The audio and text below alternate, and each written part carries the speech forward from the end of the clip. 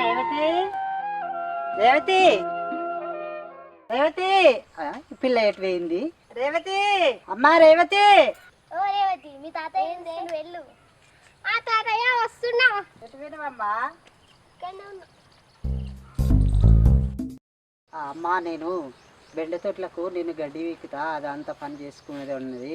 నేను పోతాను, వాటర్ తీసుకొని నువ్వు రాండి, బుజ్జిని తీసుకొని రా.